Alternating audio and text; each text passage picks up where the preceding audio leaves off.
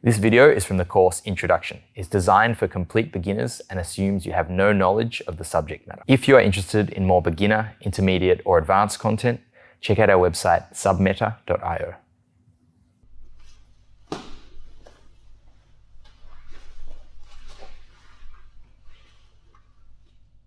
We're now in the closed guard position where I've got my feet locked together behind Michael's back. So from a positional point of view, Michael obviously has the advantage in that he's on top and he can use his weight to his advantage here. From a submissions point of view though, I actually have the advantage in that my legs occupy the space between Michael's legs and his arms. So I can start trying to climb my legs up to his upper body to attack. Whereas because my legs are in the way of Michael attacking my upper body, it's very hard for Michael to attack any sort of submission on me from here.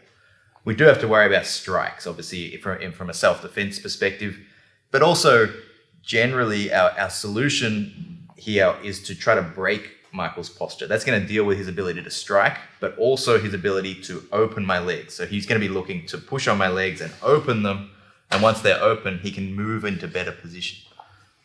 Similarly, when he's up, he could potentially strike. So in both scenarios, we want to work to break our opponent's posture first. The way we do that, we try to just take the hands off from being connected to us and we pull our knees towards our chest.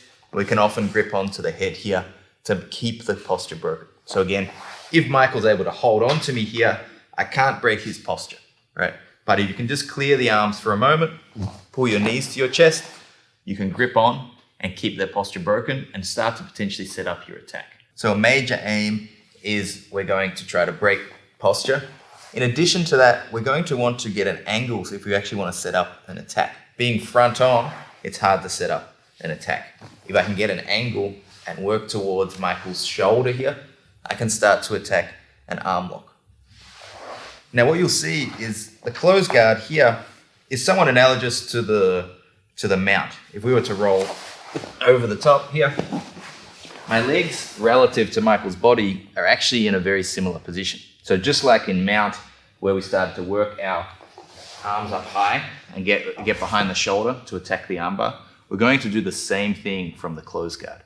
So in the closed guard, we have the ability to climb up, isolate the arm, and start to attack. And just like in the mount, where it was a mistake for our opponent to extend their arms, in the closed guard, it's going to be the same thing. We're going to work off a mistake that Michael does, which is to allow his arms to extend. So when I break his posture, a lot of the time people bring their arms back in front. They might even stand up and start to lean a lot of forward pressure with their arms like this. This is the mistake that we're going to take advantage of. So you can see his arms are up near my neck, and this has exposed his elbow away from his torso. He's opened his arms out, ready for attack. To attack the armbar from here, I want to hook one leg over his back. I'm going to step my foot on the hip, and I'm going to try to climb my hips high behind the shoulder.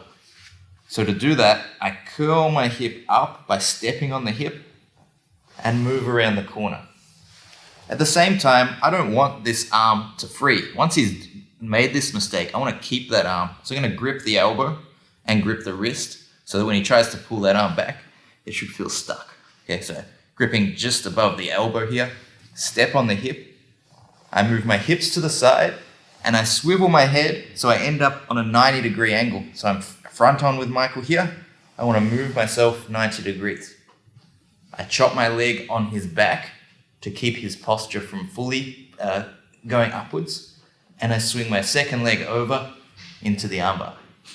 From here, keeping his thumb pointed away from me, I start to curl my feet and lift my hips up and I get the armbar. So we clear the arms out of the way, pull our knees to the chest to break posture. And our opponent's going to make the mistake of pushing on our neck and standing up. From here, we grip onto the elbow and onto the wrist. I put my foot on the back, I step on the hip, and I turn my body 90 degrees, chopping my leg nice and high. My second leg comes over the top, pinching my knees together and curling my feet. I'm able to point the thumb away, bring my hips in, and finish the armbar. Common mistakes in the armbar from close guard. First one, trying to break posture either when Michael's got his arms still in front of me. No matter how hard I pull, I can't do that. You need to clear the arms, okay? And second, it's hard to break posture with your hands pulling on the head. It's much better if it's actually my legs pulling towards me to break posture. Then I can use my hands after I've broken the posture to maintain it being broken. As Michael starts to come up and stand up with his arms exposed, there are some common mistakes that occur in starting to set up and finish the armbar here. First off, not holding on to the arm. If I try and do my leg work and I'm maybe holding the head, he can just pull that arm away. Okay. Once his arm's extended, I want to keep it extended. So I want to hold on to it. Very common when we open our legs that we lose control. This is something that takes a little bit of feel to get used to, where I kind of drop my hips and now I'm too low, he can block me and I lose it. Okay, so you want to keep your hips up. The way you do that, you put your foot on the back and you step on the hip, and I actually lift my hips by curling in. You can see I'm actually bringing my butt close to my heel like this, not pushing away. Okay. So as I do that, I want to bring my hips around the corner. A very common mistake is not getting the angle and not maintaining the angle. So this could be that, and this is you don't feel like it's important when you first learn it, but it's actually really important. I want my right leg chopping high, and I want my head turning in as well. This really secures the position so that I can finish the armbar, and it's hard for Michael to posture up and escape. Leaving my leg down near his hip, if I was to try to swing over, if I go here, I give a lot of space for him to pull his arm out. When I chop and get that angle, so I'm pulling down, even if I let go with my hands, it's actually hard for Michael to free his arm as I swing my leg over the top.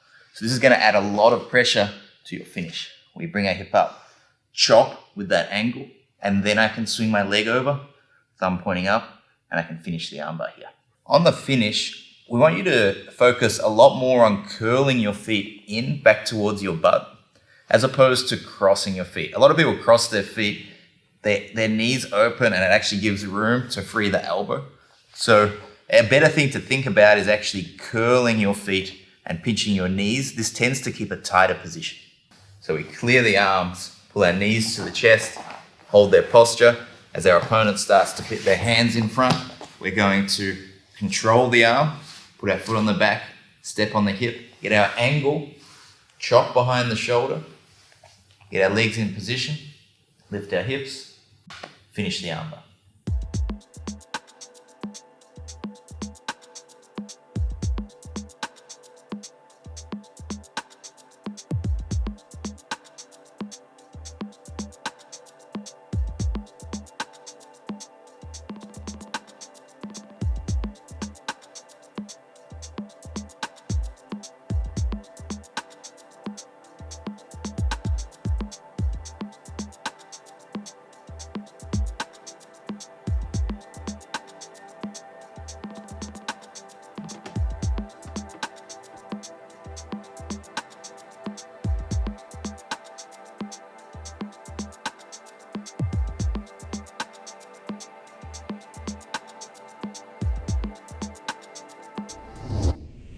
I hope you enjoyed this video from the course Introduction on SUBMETA.io. If you go to SUBMETA.io, you can watch this course for free, uninterrupted, with exercises to help you with recall. Also for free, we have the follow-up course to this, Foundations 1 Escapes, which builds on the content you'll be learning in this course.